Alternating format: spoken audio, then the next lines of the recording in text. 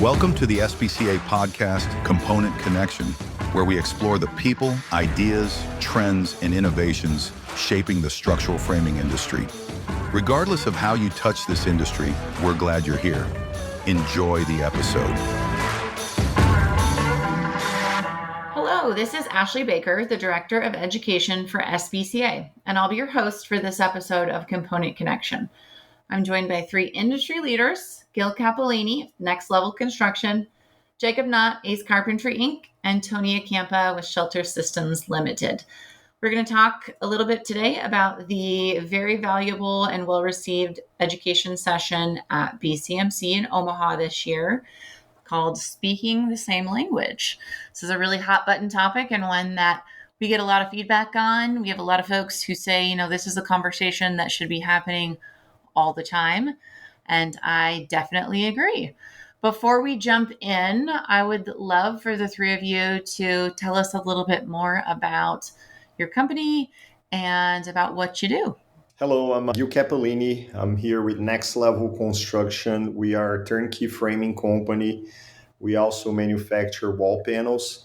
We're located in PA and New Jersey, 2 locations. We're a multifamily framer specialist. Awesome. Tony? Yes, my name is Tony Acampa. I am with Shelter Systems Limited. We are a component manufacturer located in Westminster, Maryland. We serve mainly the Northeast and are mainly a multifamily-esque component manufacturer ourselves. Great. And last but certainly not least, Jacob. I'm Jacob Knott with Ace Carpentry. Ace has been framing buildings for over 40 years, and we've grown into one of the largest turnkey framers in the Mid-Atlantic. Thank you. Well, I have brought the three tremendous individuals who are on this podcast with us today together to recap a little bit of the session from BCMC, Speaking the Same Language.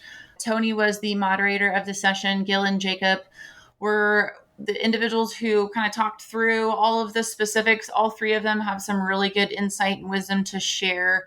This was really one of the most well-attended sessions at BCMC this year, and we received tremendous feedback on it as well. And so what a better way really to sort of spread the information that was shared and, to kind of recap things all at once than to bring the three of you together to do that for us.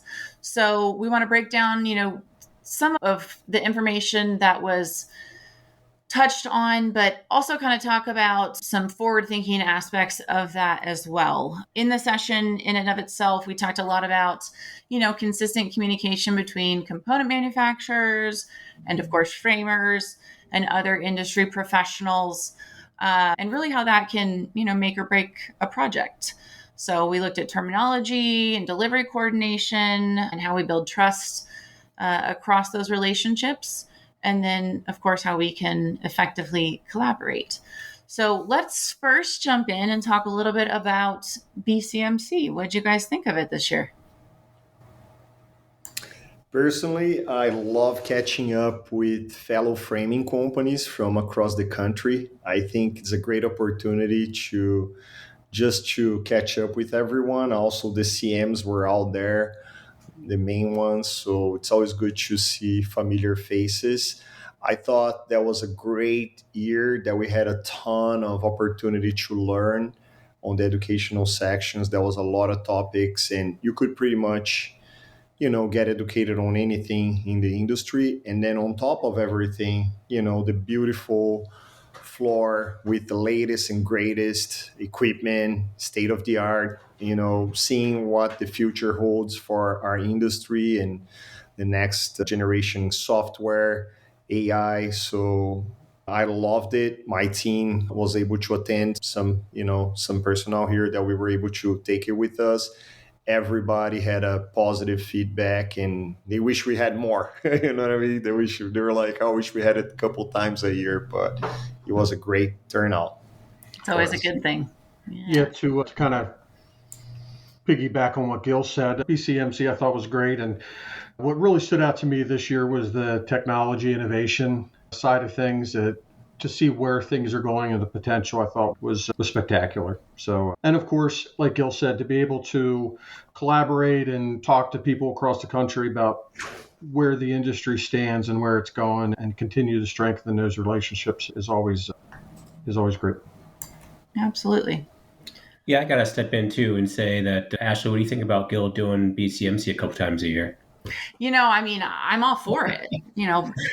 Well, we have the OQMs, right? So those are available to come out. I think there's similar, without the show floor, I think, what really drives the point home on what makes BCMC great, and even the OQMs are great. And then these guys have already kind of mentioned the collaboration and working with your peers. And, from a CM perspective, it's an opportunity to learn the landscape, the ever-changing landscape in our industry, finding out what's new out there, but also learning that other people might not do it better than you. And it's an opportunity to connect with them and, maybe change the processes. How you do something could be, complete,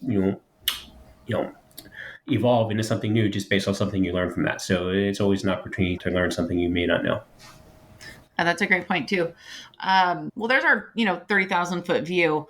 Let's talk specifically about the session speaking the same language. So, Tony, I want to come back to you to start since you moderated this. Why do you feel like this particular session resonated so well with people in the audience? Well, it's all about relationships, obviously. And I think that's kind of what this team that's on this call and that was part of that session really kind of emphasized more than anything on it.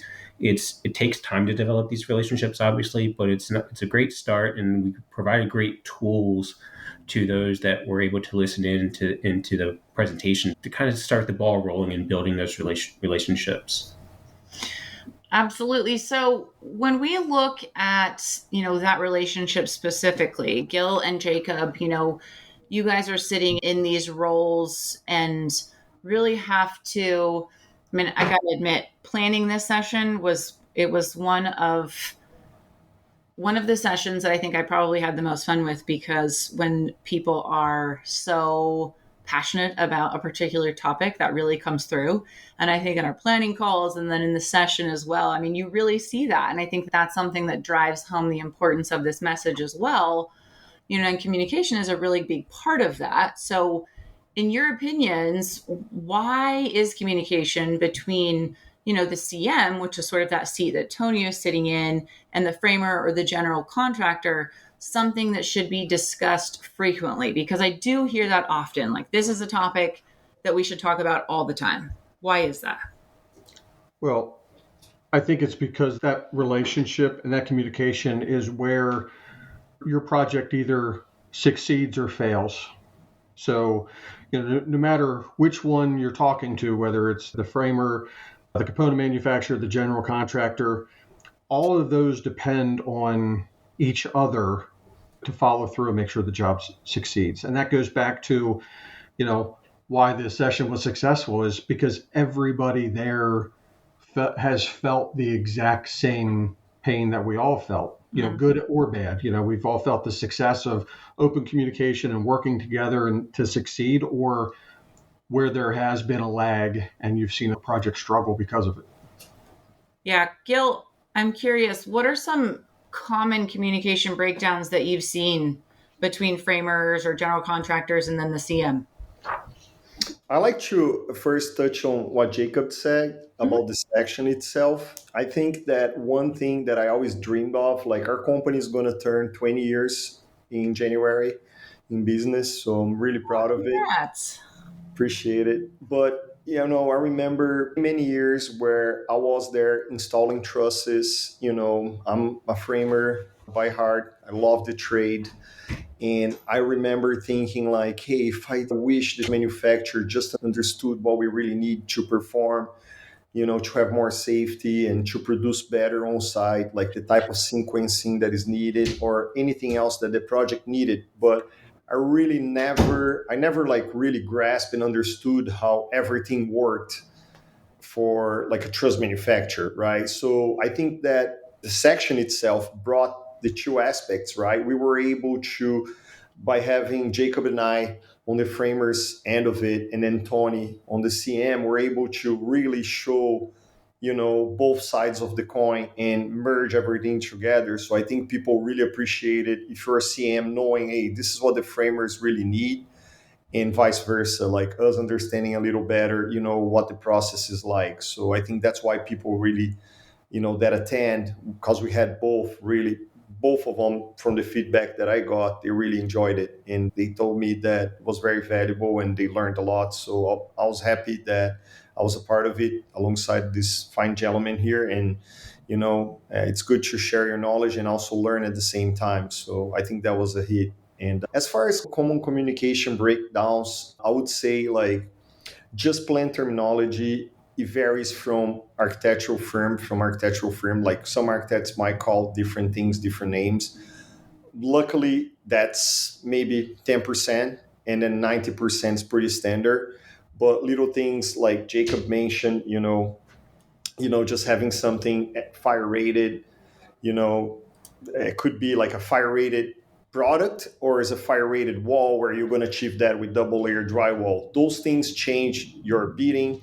Like if you interpret this as FRT product, now your entire building has to be fire treated, and it might not be. It might just be a 2-hour fire rated assembly wall where you have regular studs. So little things like this often happens, and that's some of the things that I remember that we touched on it and we got good feedback. And if you remember something else, Jacob, please bring it up. But I think the terminology piece was one that actually got some feedback that they were glad you guys touched on. I think too, from your perspectives, are there other language barriers or things that you've personally learned to overcome sort of within that same vein, whether it's terminology, a different language barrier of sorts?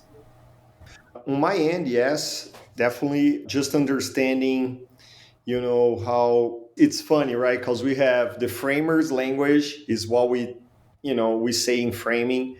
And then you have the general contractor or the developer's way of saying things. And then you have the component manufacturer also calling things different names. So I think we were able to incorporate a lot of the three areas where, we could touch on how the framers perceive information, how we receive, how we call terms, and then like we were able to cover on the component manufacturer side as well. So do you have any examples there, Jacob, that you can remember? Well, maybe less specific, but yeah, I think, we talk about those terminology difference. I think one of the reasons why they stood out is because they seem small. When you think, again, using fire rated versus fire treated or sheathing versus plywood, it doesn't seem like that big a deal, but those terminology differences can cause so much frustration and really can cause a lot of delays because one person thinks they're saying what they mean and the other person is hearing something completely different. So, sometimes it's the small things that cause the biggest headaches because they don't think that they're miscommunicating. And so it's also why those things stood out and why you need to make sure that you're perfectly clear in what your expectations are when talking to somebody and not just thinking that your terminology is overall in general. Right. I imagine a lot of that clarity or the need for clarity transitions to like site logistics, delivery coordination, and whatnot as well. So I know you guys touched on that in your session. Kind of recap for us, the emphasis that was placed on the importance of site logistics. What are some of the best practices for coordinating deliveries and placement before, anyone even starts framing? And then, Tony, we'll kick it over to you too, because I know on the CM side, that plays into how you ensure your design and delivery schedules are in sync with what's happening on site as well. Yeah, but I want to back up a little bit too and talk a little bit about, the communication breakdowns and the difference of terminology. I think before we dive into the delivery side of that, but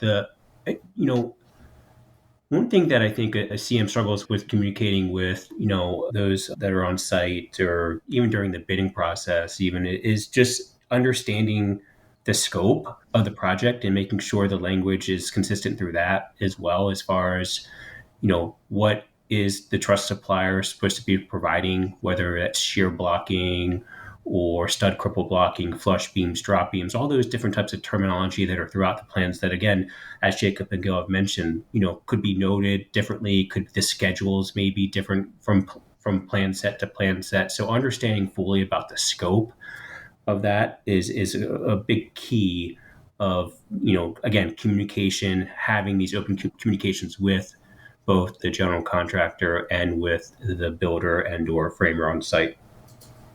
So, and then kind of going back to your other question there, Ash, about the delivery, I think, from a CM side perspective, to make sure that obviously they were building things at the right time and designing things at the right time. It's, again, everything comes back down to communication. And, we have here at Shelter a dedicated approach to being active and making sure that we're calling our customers and making sure their schedule aligns with their needs and making sure our schedule aligns with their needs as well.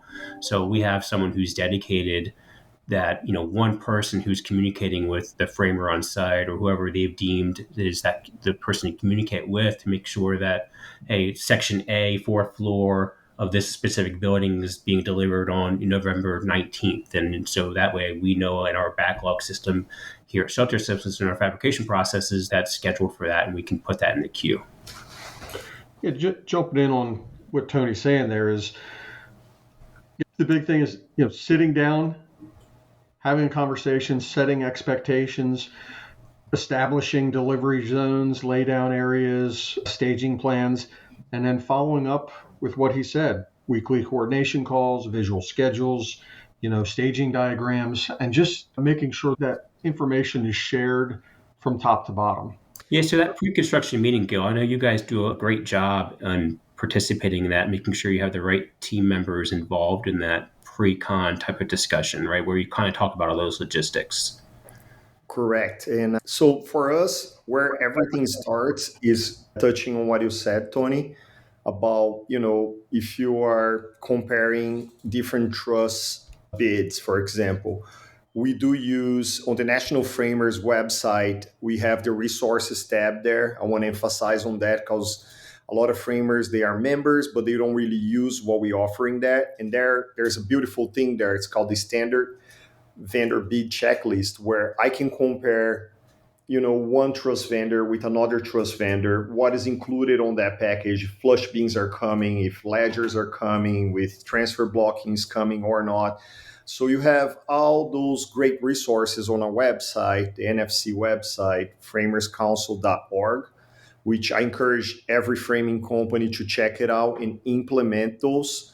It's going to be a little bit of a learning curve, but once you get those things going, it's going to be a lot easier for you to compare things apples to apples and make sure nothing gets missed on the scope of work. Mm-hmm. Another thing that I think Jacob brought up is like being proactive. Like, if you're just installing the project, for example, you're not supplying trusses, even if you're a turnkey framer, you are a partner up with a truss manufacturer in case you don't make your own trusses, right?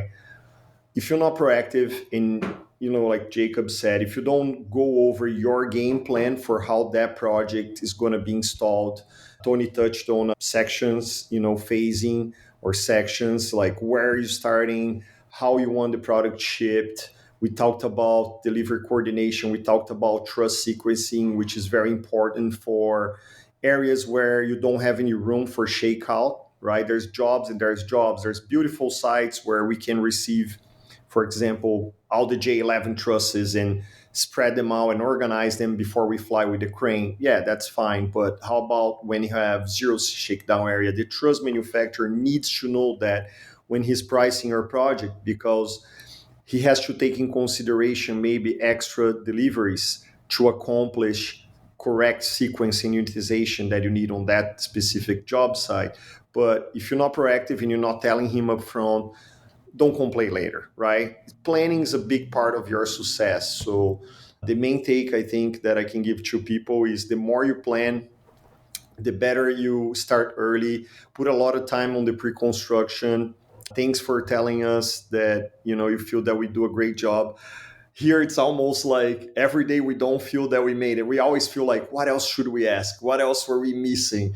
Because we feel like every time we do a pre-construction, And again, there's trust manufacturers and trust manufacturers. There's a high caliber, person like Tony and his team at Shelter, which we done several jobs, and they really know the importance of it. And there's other trust companies that don't have the same setup. Then you have to educate, be more of an educator, and you really go through every detail, make sure nothing gets missed. Luckily, we develop a great system with the help of the national framers.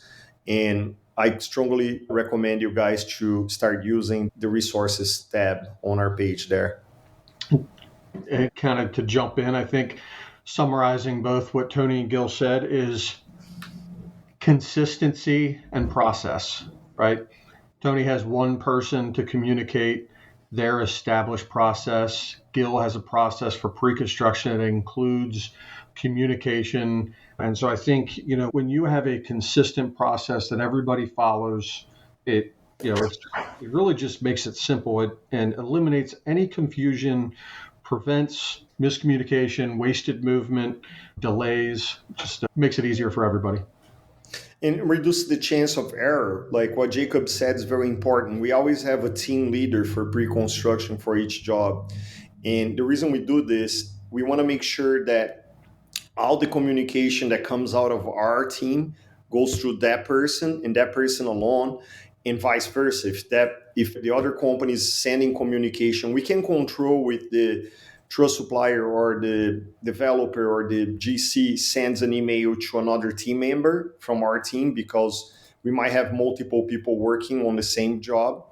But when we have a team leader, even though that we might get an email that didn't go to that specific person, our internal process is, yes, I received an email, that person that is leading the team wasn't CC on it. So my job is to make sure she gets that, or that person gets there. I said she because Charlotte, I'm working on a project with Charlotte. And even though I'm one of the owners, she's my boss on that project. So I have to report to her.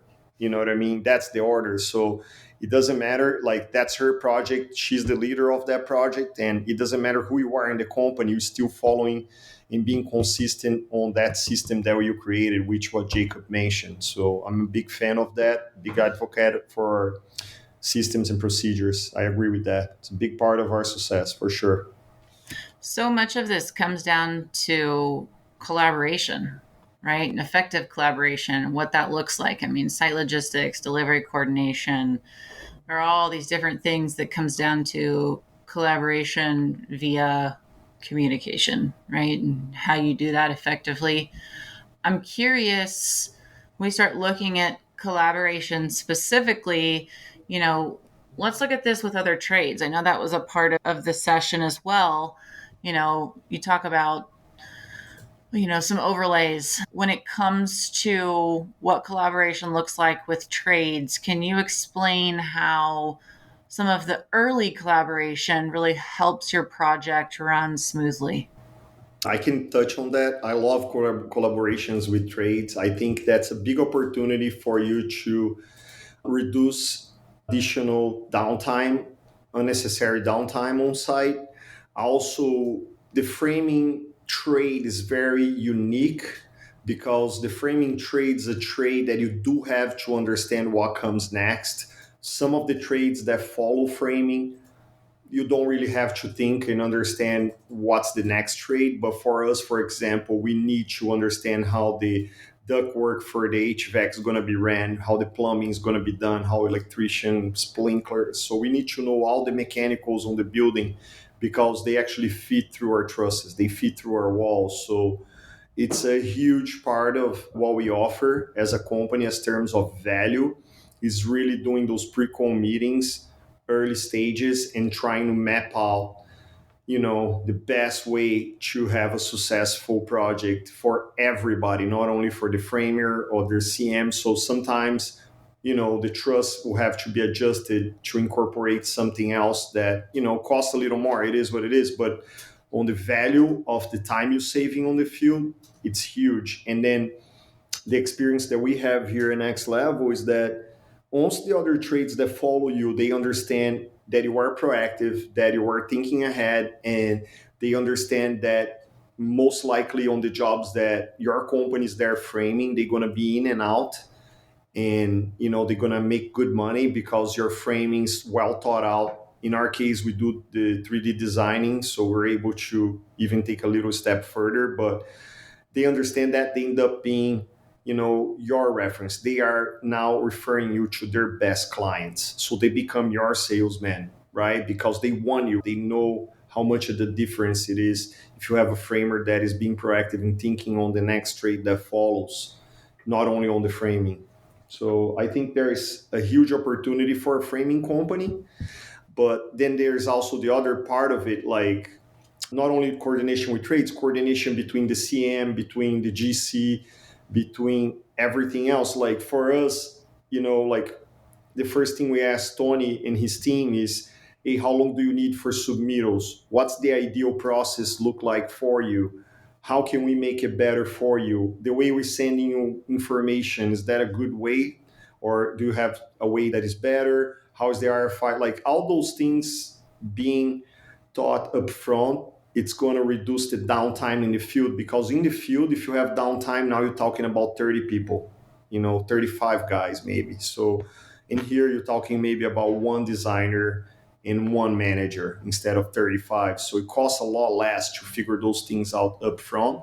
And then it's going to make sure that your schedules will be on time, and your customer is going to remember that you finished earlier.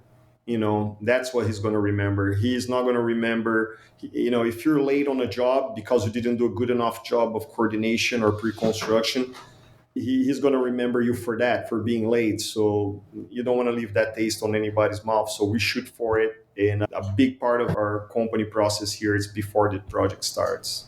Yeah. Tony and Jacob, I want to give you guys a chance to answer that too, but I'm curious if you'd loop in sort of a second layer to that question. What would the risks be, when it comes to collaboration, if it doesn't happen early enough? Well, and again, I'll add your second layer as well, but to summarize again what Gil said, it is always faster and cheaper to make the adjustments before we start framing, right? The earlier you can get the other trades involved, it's always going to be better. And, some of those risks are rework, lost time, frustration. The other trades, we're going to do our work and they're going to do their work, right?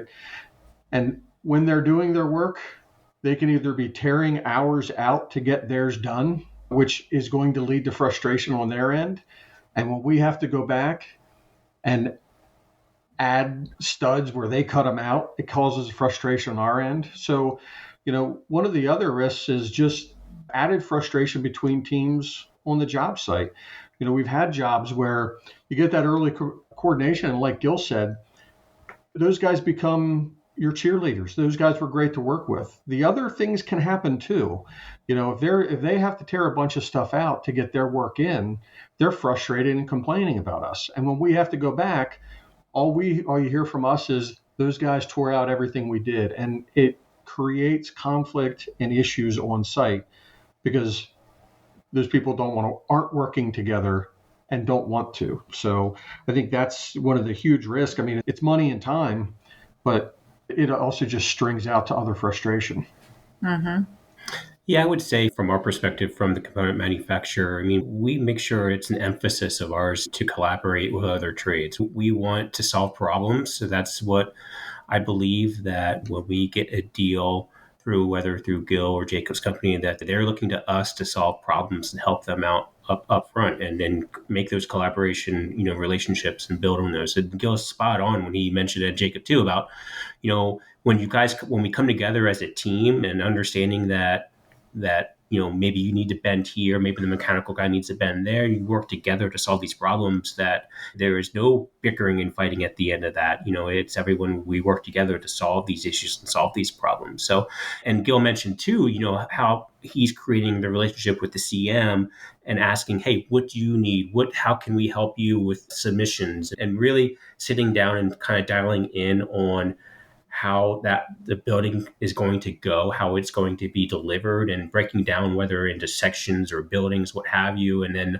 allowing the truss manufacturer submit as it's going, to be, and trying to stay ahead of all that, keeping ahead of all that, because quite honestly, too, I think one of the big things that we have to do from a component manufacturer perspective too is we always have to be ready for what might change on site. So to us or to anyone even on, Gil or Jacob has to do, if say concrete gets behind on a section, we need to pivot and move to another section.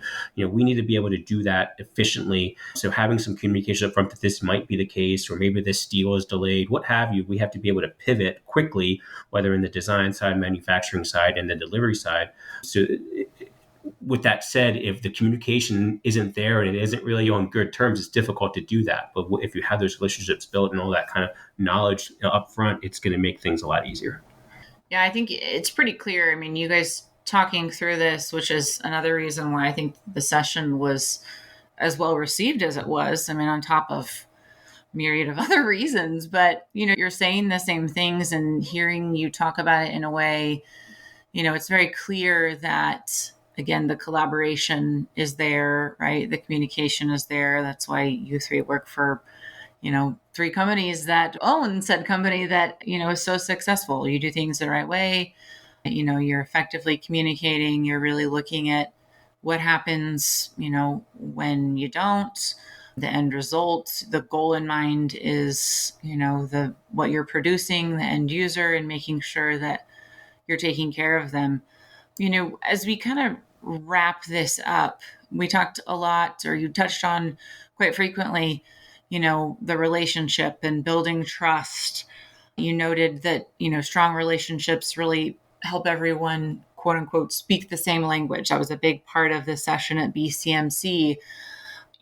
How do you effectively, and I'll say that I think that, the trust looks different, when it comes to various, we'll say, parts in the process or relationships as you build those. What does that trust look like between a framer and a component manufacturer? But more so, how do you build that trust if, let's say, you're working maybe with someone new or a company for the first time? And I know there are a lot of people, who might be in that boat. I'll start here. For us, we created a systems, and we done some work on how could we vet which company is the right company for each job, right? Like, there's truss manufacturers that are smaller, there's truss manufacturers that are more focused on residential, and there's guys that really have experience with roofs. So you really need to know which company you're dealing with as a framer. For me, nothing is better than visiting the facility, meeting their team, understanding how their company operates, what are their strengths and weaknesses. Not necessarily weaknesses, what I would say, what they specialize more, right?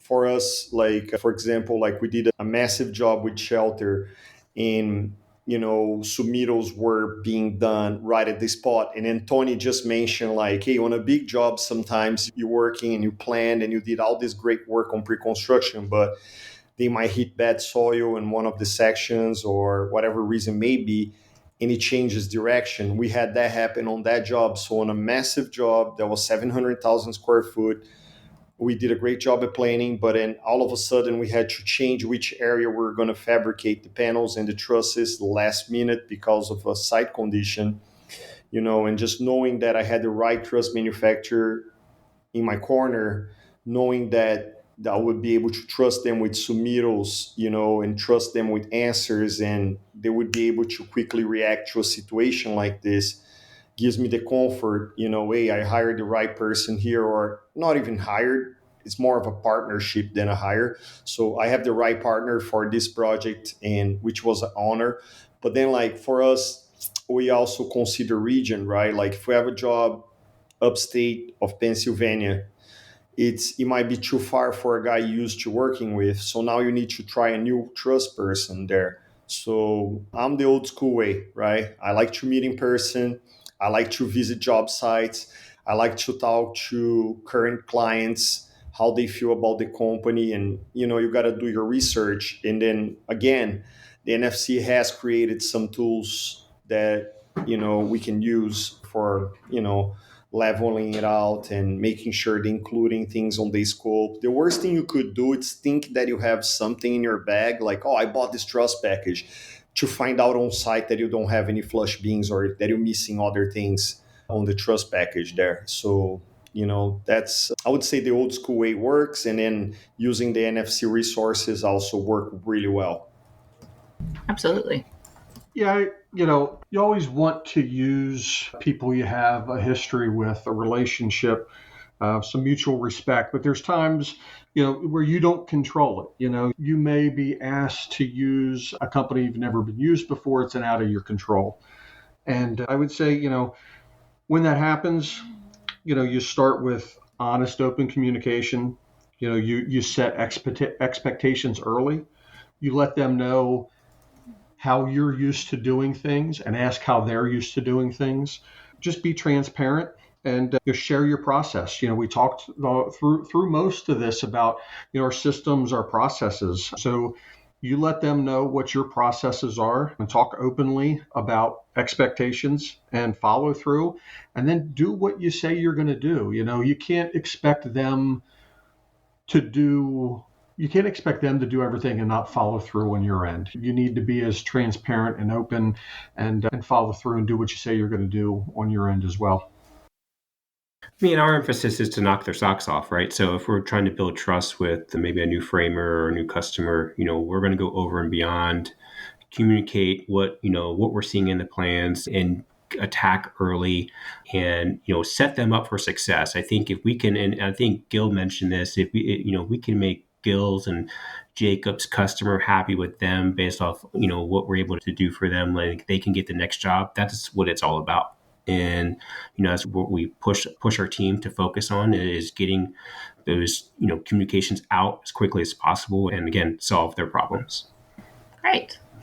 Well, as we come to a close here, I'm curious, is there specific information or insights that we didn't cover relating to this, or a big takeaway that you guys would hope anyone listening to this podcast would really think about or consider particularly hard, in terms of, the topic at hand, speaking the same language, collaboration, communication?